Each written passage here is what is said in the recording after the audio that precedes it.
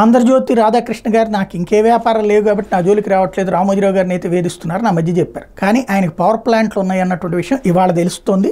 నాకైతే ఐడియా ఉంది, కానీ ఇప్పుడు వార్తల ద్వారా ఎన్టీఆర్ జిల్లా ఇబ్రహీంపట్నం దగ్గర బుడమేరు డైవర్షన్ కెనాల్ మీద ఆంధ్రజ్యోతి దినపత్రిక యజమాని వేమూరు రాధాకృష్ణకి చెందిన Active Power Corporation Private Limited నిర్మించిన mini hydel power plant and రెగ్యులేటర్ని తొలగించేలా ఆదేశించాలని కోరుతూ దాఖలైన ప్రజా ప్రయోజన వ్యాజ్యం పిల్ మీద హైకోర్టు స్పందించింది. ప్రతివాదులుగా ఉన్న active power plant corporation private లిమిటెడ్కు జలవనరుల శాఖ ముఖ్య కార్యదర్శి, విద్యుత్ శాఖ ప్రత్యేక ప్రధాన కార్యదర్శి, రెవెన్యూ శాఖ ప్రత్యేక ప్రధాన కార్యదర్శి తదితరులకు నోటీసులు జారీ చేసింది. పూర్తి వివరాలతో కౌంటర్లు దాఖలు చేయాలని ఆదేశించింది. తదుపరి విచారణ జూన్ 20 కంటే ఎన్నికల తర్వాతకి వాయిదా వేసింది. ఈ మేరకు న్యాయమూర్తులు జస్టిస్ సుప్మాక దుర్గాప్రసాదరావు, జస్టిస్ జగడం సుమతి ధర్మాసనం బుధవారం ఉత్తర్వులు జారీ చేసింది.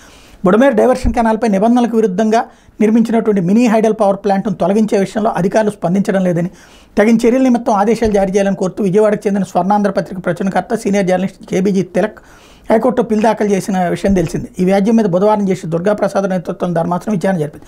ప్రభుత్వం తరపున హాజరైన అడ్వకేట్ జనరల్ శ్రీరామ్ ఈ వ్యాజ్యంలో పూర్తి వివరాలతో కౌంటర్ దాఖలు చేస్తామని చెప్పారు. అందుకు అంగీకరించిన ధర్మాసనం ప్రతివాదులందరికీ నోటీసులు జారీ చేసింది. కౌంటర్లు దాఖలు చేయాలని వారిని ఆదేశించింది. యాక్టివ్ పవర్కు వ్యక్తిగతంగా నోటీసులు అందజేసేందుకు పిటిషనర్కి అనుమతి కూడా ఇచ్చింది.